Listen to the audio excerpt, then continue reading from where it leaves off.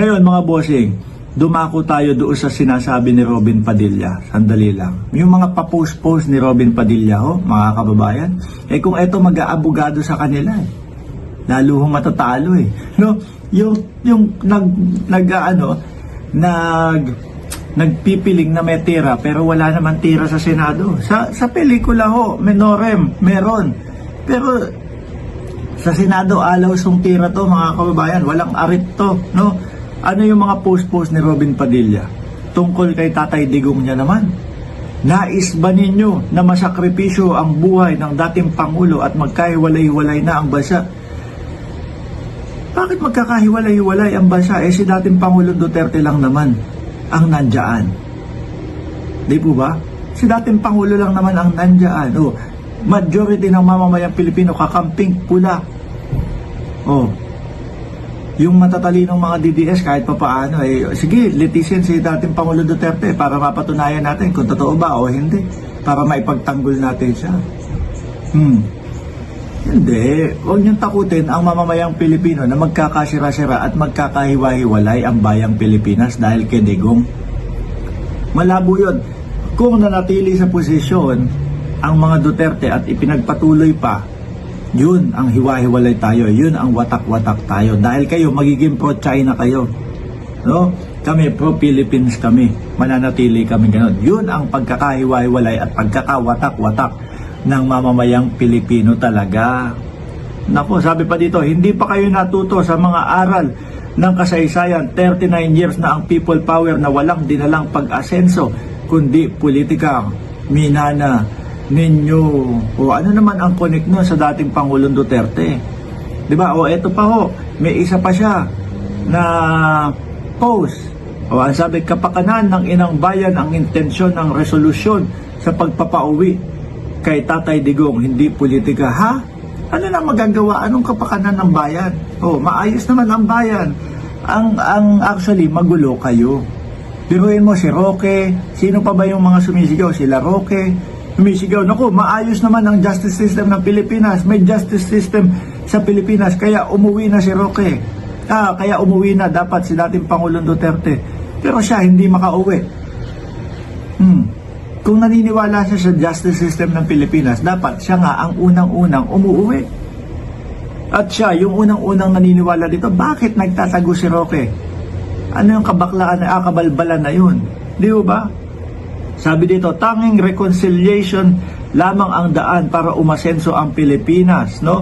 Hindi ang nakaugalian ninyong paninira. Sira ata ang tuktok nito Style nyo, bulok. Kayo yung puro kayo paninira sinasabi nyo, durugista ang Pangulo, nasa ng patunay ninyo? Wala. Yan, kagaganyan ninyo, kaya inaayawan kayo ng mamamayang Pilipino. Kagaganyan ninyo, kaya bumabagsak ang ratings ninyo. Di ba mga kababayan? Hindi na tuloy sila tinatangkilik ng mamamayang Pilipino. Tingnan nyo nga nangyari nung panahon ng kampanya. Ilan? 7 ang talo doon sa mga ninyo, sa mga kandidato ninyo. Di ba mga bossing? 7 ang talo doon sa kandidato nila. Yan, puro santo say, puro paninira mga bossing, puro walang kabase-basehan no? Lahat ng sinasabi nila walang kabase-basehan, walang sapat na ebidensya. Yun. Kaya inaayawan kayo. Kaya madami din ang mamamayang Pilipino ang sinasabi, dyan na lang muna si Tatay Digong. Total, hindi naman siya stress dyan. Di po ba? Total, mukhang okay na okay siya dyan. Dahil walang politika, walang mga Robin Padilla, walang bunggo na humahatak, bumabatak sa kanya kung saan-saan dadalhin. Di ba mga bossing? Paulit-ulit. At eto pa mga kababayan, pati yung mga propaganda na kesyo daw po ang Davao napakaganda, napakalinis, safest city daw po in Southeast Asia. Yun yung sabi nila dati napansin ng mamamayang Pilipino. Naku, pati ba naman yan pinagsisisinungaling ninyo? Singapore, Natira ako doon. Halos ilang taon ho, mga bossing. Napakalinis. At sabi ko, ito na yata yung pinaka-safe dito sa Southeast Asia. Malayong-malayo po ang Davao. Pati nga yan, pinagsisinungaling ninyo. Safest city in Southeast Asia. Ngayon ho, mga bossing, nabuko ng mamamayang Pilipino. Ano, naku, hindi. Sasabihin nyo safest city, kalaban nga, ay kasama sa kalaban nila. Ang Singapore, ang linis-linis, ayos-ayos doon. Di ba? O, kaya ngayon, ang pakawalan nila, second na lang daw po, second safe city sa Southeast Asia o kung saan man o sa Pilipinas na lang. Kasi nabuko ho, mga bossing. Paano mo masasabi na ano dyan? O, eto yung balita dyan. Babala, sensitibo, balita, arestado ang isang lalaki sa Ecoland, Davao City. Matapos umano, halayin ang 3 menor de edad. O, paano masasabi? Lalaking nanghalay ng 3 bata, pamangkin, arestado. Mga pamangkin pa, arestado. Davao City na naman. Yung pinangalandakan nyo, sinabi nyo dati na, oh, eto, Davao City. No, walang mga salasalabat na mga kuryente dito nung panahon ng eleksyon. Yun yung pinagyayabang. Walang mga salasalabat na mga kuryente dito, etc. Yung pala, oh, yung mga ano nila, spaghetti. Oh, yun yung ginamit ko nila nung panahon ng eleksyon, mga bossing, upang maano yung taong bayan, mabudol yung taong bayan na magaling si Duterte. Ilang panahon ho ang panunungkulan nila dyan? Halos 3 dekada ho na mayor ang dating Pangulo dyan. Na sila po ang humahawak, halos 3 dekada. Sila ang humahawak sa Davao. Pero baha. Oh. Di ba? Naku, hindi na yata ako kita. Pero ayos lang ho, mga bossing. Patapos na din naman tayo. Baha. Kitang-kita sa publiko. Yung mga magbabalot ni nanakawan. Di po ba? O, paano nyo mapapaniwala na safest city o second safe city ang Davao? Pati ganyan na nga lang eh. Kasi nungalingan pa. Mababa daw ang krimen. Yung pala, na-discover ni General Torre, dala-dalawang logbook. Isusulat yung mga reklamo doon sa unang logbook pag isasalin doon sa loob. No? Di umano. Di umano. Pero siguro, kaya pag nakarating ko doon sa pinakataas ng PFP,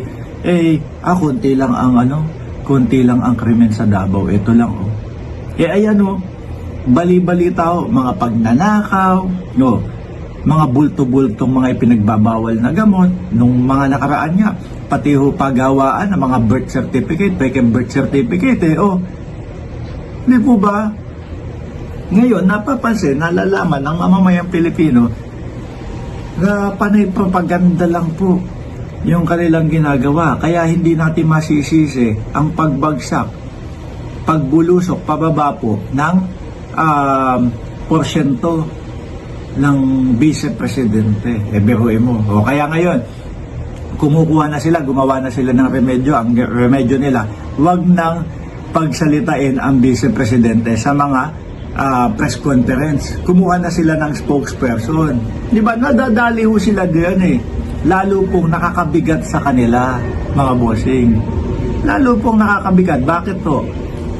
Pag nagsalita ang vice-presidente, papatay. Pag nagsalita ang vice-presidente, mamumugot ng ulo. Pag nagsalita ang vice-presidente, huhukay ng bangkay. Tsaka yung mga ibang sinasabi ng vice-presidente, mga kababayan. Kaya ngayon, spokesperson na. Tama naman yung remedyo nyo dyan. At least mababawasan yung iniisip ng publiko na may saltik ata, may tama ata sa ulo ang ating vice-presidente kung ano-ano sinasabi.